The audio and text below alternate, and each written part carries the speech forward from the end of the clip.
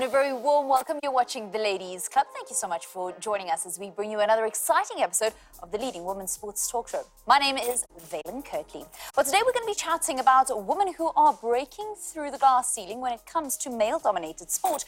And the focus today is on rugby. We've already got our game changer in studio, Babalwa Latsha, who has been promoted to captain of the Springbok Women as they get their 2021 Rugby World Cup qualifying campaign underway in the month of August. Of course, it's the month that we celebrate the women in South Africa. Remember, you're welcome to join the conversation. You can find us on social media platforms. Our Twitter handle is @sports@SABC. We're on Instagram as well as on Facebook. You can just use our hashtag the Ladies Club. So while men make up the majority in sports, an increasing number of ladies are breaking through the challenging male-dominated space and carving their own path and making a difference. Our guest today features on the list of brave women who have smashed through the glass ceiling in their chosen sport. So let me introduce our guest for today. Welcome to the Ladies Club, Babalwa. Thank you so much for having me. I did mention that this is the month that you guys get the road to the 2021 Women's Rugby World Cup underway. You've also got tests against Spain and Scotland. It's going to be a very busy period now. Yeah, well, we're grateful for that because we would obviously like to play a lot more. But, you know, the focus now is on actually qualifying for the World Cup in 2021. And obviously, being a Men's Rugby World Cup year, rugby is on tip of everybody's tongue. Good time for women also to be involved in the sports, maybe to capitalize on the kind of attention that the men's game is getting at the moment. Yeah, very much so. I believe so. And, you know, I think we as the Springbok Women, we back them, you know, 100%. We support them throughout their campaign in the World Cup. And we hope that they'll do the same for us. So, I mean, it's a great season or great time now for South African rugby, you know, as a whole. It's Gauteng that's going to be playing host to the qualifiers, Uganda, Madagascar and Kenya. That's correct. Your expectations? You are captaining the team. We are extremely excited, you know, to be playing, you know, our sister countries. We haven't played against them in a long time, so it's going to be very interesting, you know, to see, you know, the development of women's rugby in Africa and also in South Africa. So we're very excited for that, and you know, we're hoping that we will achieve our goals in that championships. Now we're going to be continuing to chat to our game changer, Babalwa Latsha, in just a short while. But as we like to do, we like to set the tone with an inspiring quote at the top of the show. So this week's quote is from world-renowned philanthropist Melinda Gates. She says, "A woman with a voice is, by definition, a strong woman." Melinda Gates is the co-founder of the Bill and Melinda Gates Foundation and former general manager of Microsoft. From her selflessness to her social entrepreneurship and desire to advance technology worldwide, Melinda's ideas have inspired many and made her a powerhouse figure across the globe. Her road to success was guided by the many encouraging mentors and a natural passion for the work that she does. Babalwa, would you agree with that? Just by the fact that you are a woman and you use your voice, you are strong? I believe so too. I believe so a lot because when you are voiceless, you're literally no one. The minute you step up, you sort of garner up the courage to speak. That's where the power is. The power is in the voice. So I agree 100% with that quote. We're going to hear just how much bravery it took for you to stand up and speak in the sport of rugby from Khayelitsha. But we'll continue that conversation when the Ladies Club returns. Remember, we're on social media platforms. # the Ladies Club. We'll be back after this.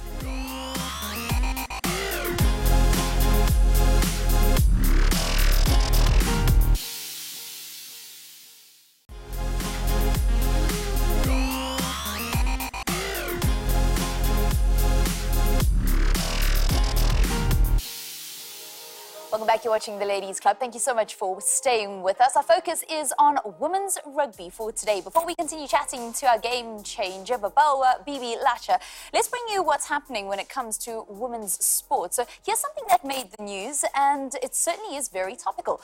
FIFA is moving ahead with its plan to expand the Women's World Cup from 24 teams to 32. Doing so would push back the bidding process for the 2023 World Cup, which is currently slated to be decided in March 2020. And you'll remember that's the one that South Africa's Danny Jordan has said that the country has got an interest in. So let's go back to the focus for today's #The Ladies Club, where you guys have been getting involved on social media and joining in the conversation. It's all about women's rugby. The lady who's been vice captain for the longest time, now to captain of the side, is Babalwa Latsha. Born and bred in Khayelitsha, she never dreamt that one day she would become a national rugby player. In fact, she started playing rugby just a few years ago when the SA Rugby Legends VUCA program was active in her community. And she's managed to do so much through rugby. She's also managed to juggle her LLB studies with this blossoming rugby career. So, Bibi, how did it actually all start? Because most people get involved in any sport actually when it comes to being at school, but that wasn't the case when it comes to rugby. No, not at all. I never played junior rugby at all. I literally started playing rugby when I first got to university. That's just a year before that. I had gotten involved with the VUCA program. So I suppose that's where that spark for the love of rugby was ignited. And then into university, I started taking it up very seriously. So that's when I started playing. I first started playing for UWC at the University Sports South Africa tournament. They asked me to join, and I decided to play with the little knowledge that I had of the game. I just decided to play, and I've been playing rugby since then. I mean, so it just came naturally to you. You just got on the field. I mean, a sport with a ball that's an unnatural shape seemed to come so naturally to you. I guess so. I come from quite a sporting background. Okay. So, I just love sports generally. But I believe that rugby was the one sport that spoke to me, that appealed to me, and I just fell in love with it instantly. What was it about the sport that really attracted you?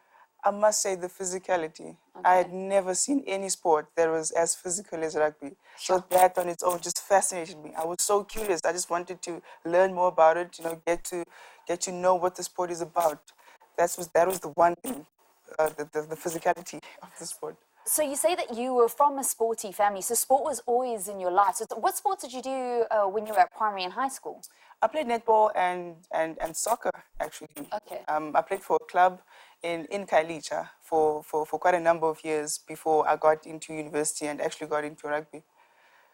So so tell us about that first exposure to rugby. Like, what actually happened? Because you went there. It was like a game that you kind of only saw a little bit on TV, not really up close and personal, and then somebody said, come on the field and just give it a try. Well, the plan was not to play at all.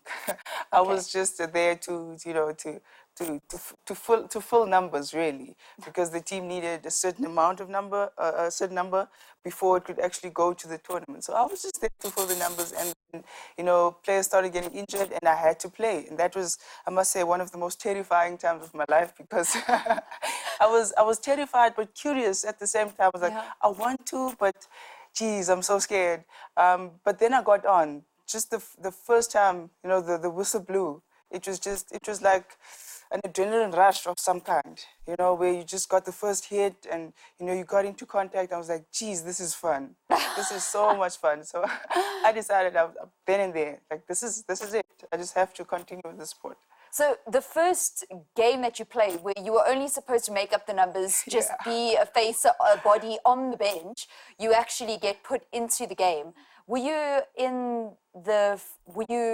that was with the front row again? Oh, that was with the sevens. Okay, it was sevens. It's an annual tournament that USA hosts. Okay.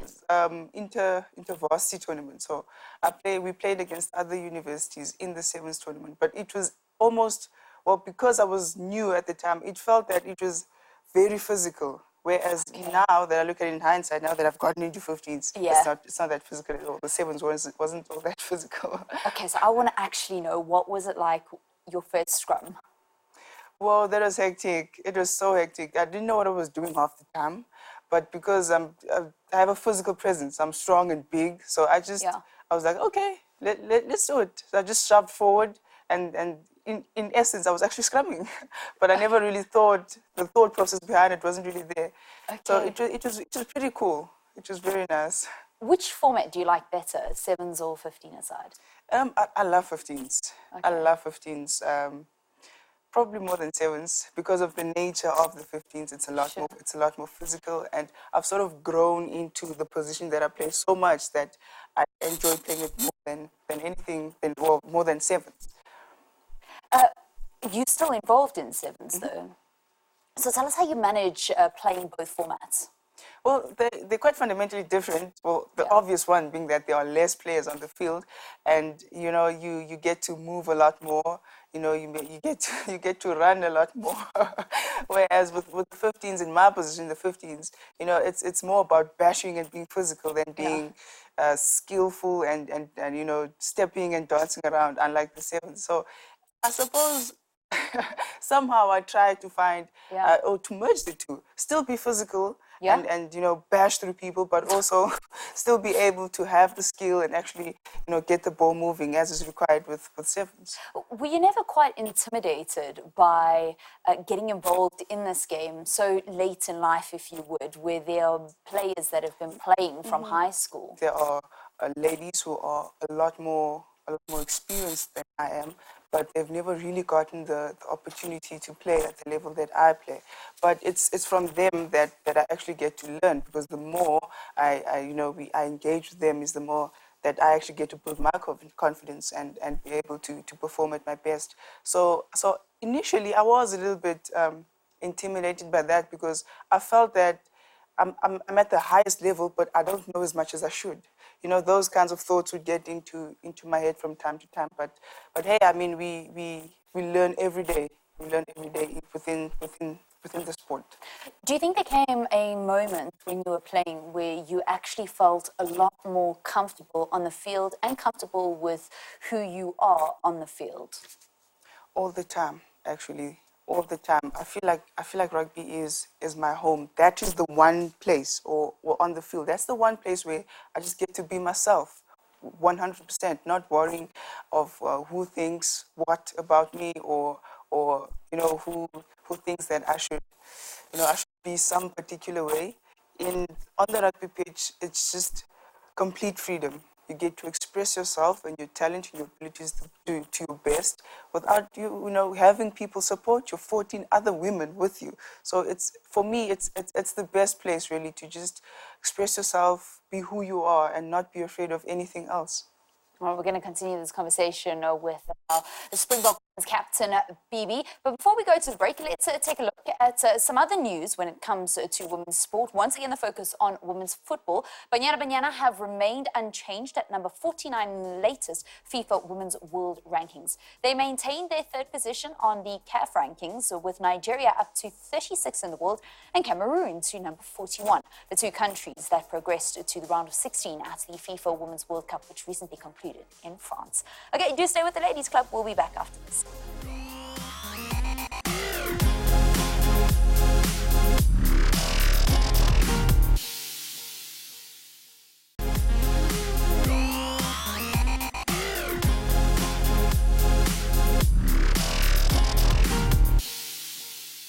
Welcome back. You're watching the Ladies Club. Please join us on social media platforms with your comments. We'd love to hear from you. Our hashtag across Twitter, Facebook, as well as Instagram is hashtag the Ladies Club.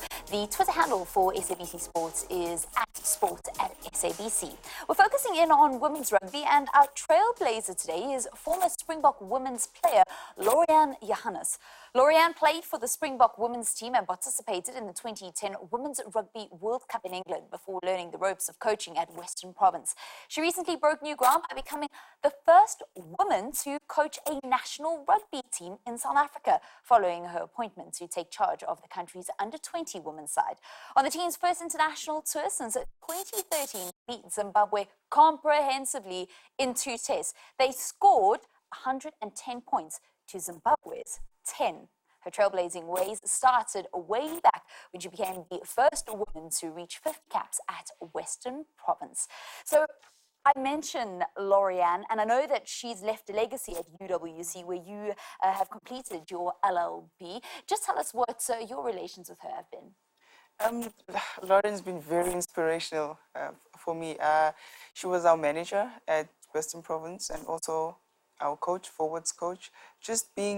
just being surrounded by her and her energy, it's contagious. You know, the way that she loves the sport, it just speaks volumes, and you can actually see it within her without her even saying a word. That's how passionate she is about rugby, and just being around her is a true blessing, because she's like a well of knowledge.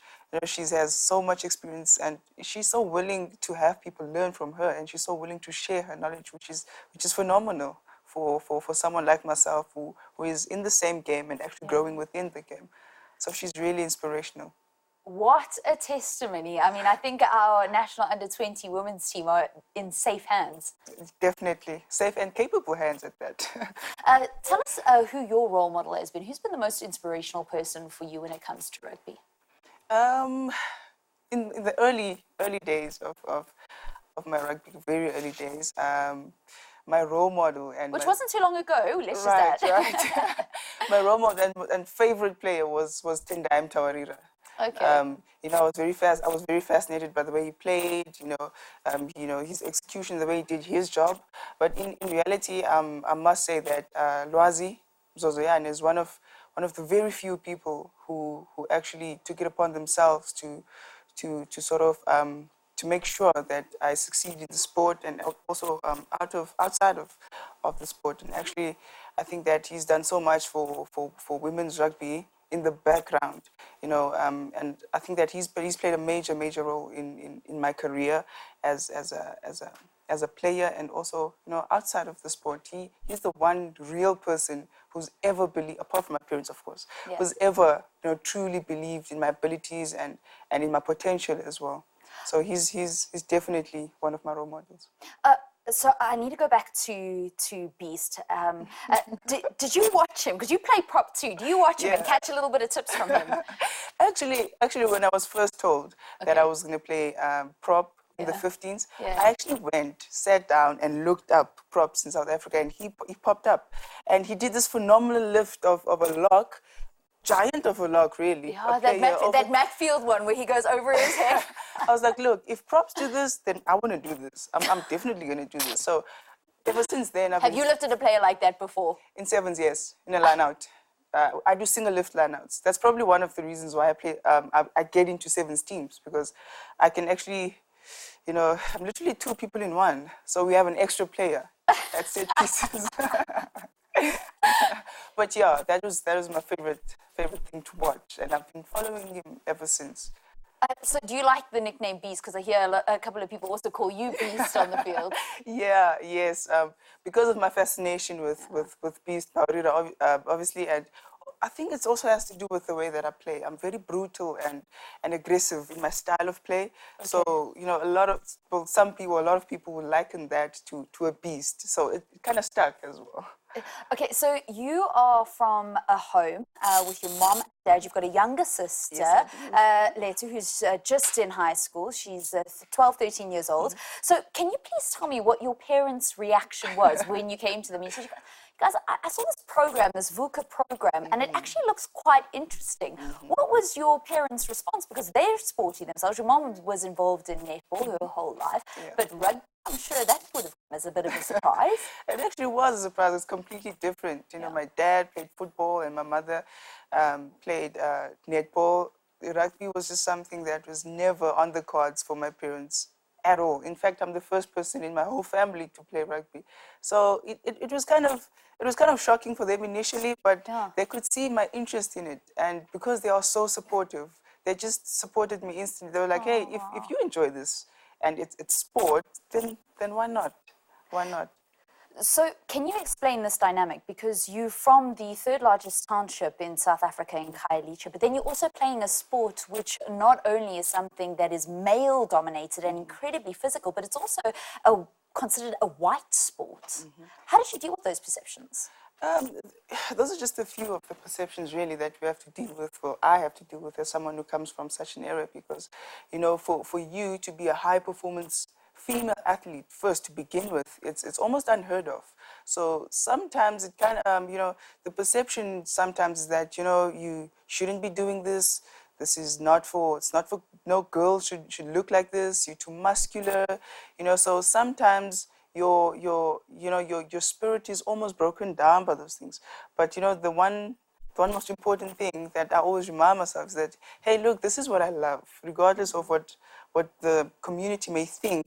You know, this is very close to my heart, and you know, nothing can stop me from doing what I really love. And you know, the sad part is that sometimes, you know, the negativity comes from other women who don't really understand your lifestyle as an athlete. Yeah. So it kind of breaks your spirit in a way. Yeah. But you know, us as rugby players, nothing can get us down, nothing at all. So we lived through that. You recently graduated from UWC with your LLB. Congratulations. Thank you. And you said you would like to follow family law, and you've also got a big interest when it comes to women's rights. Do you think that those kinds of challenging perceptions that you've had to live through have inspired you to want to follow that path? I feel like a lot of the problems that we see now that are so prevalent and so disheartening, because the people who are on the receiving end of these are of the most vulnerable, like children and women. So I would like to use my knowledge of the law to protect such people. Let's speak a little bit about Bibi away from the field. What else do you do for fun? For fun, I like reading. I read a few books, and I do radio. I do radio. Or I co-host a radio show in the community radio show in Khayelitsha. It's a sports show that airs on Fridays. Oh, nice. So, but now that I'm a lot more busy, I may not have the time. But that's one of the things that I enjoyed doing outside of rugby. And coaching, but then that's rugby. Okay. And coaching, you know, mentoring, and maybe doing what's called, I do a lot of talks with the surrounding schools, high schools mostly, in Khayelitsha. So that's the stuff I do outside of rugby. Okay, and music you like listening to? I love old school R&B. Okay. I'm so old school, very old school. I listen to old. Okay, favorite R&B. song. Geez, let me see. I have many favorite songs, eh? It has to be any song by Boys to Men. That's like my favorite group of all time. Yeah, so that is old school, hey? Very old school, like I said. Seriously old school. Stunning. And your goals for the next 5 years, because there may even be a European contract on the cards. My goals for the next five years is, you know, to continue to break down stereotypes in the sport of rugby, and to make a mark for South African women in the rugby fraternity overseas, and also to open doors for young kids in the townships, to have them exposed to something better than what they are accustomed to, you know, in the form of my involvement and my way of sort of giving back to my community. Lovely stuff. Bibi, we wish you and the team all the best of luck. Thank you very much. Enjoy your outing as captain of the team. Thank you very much.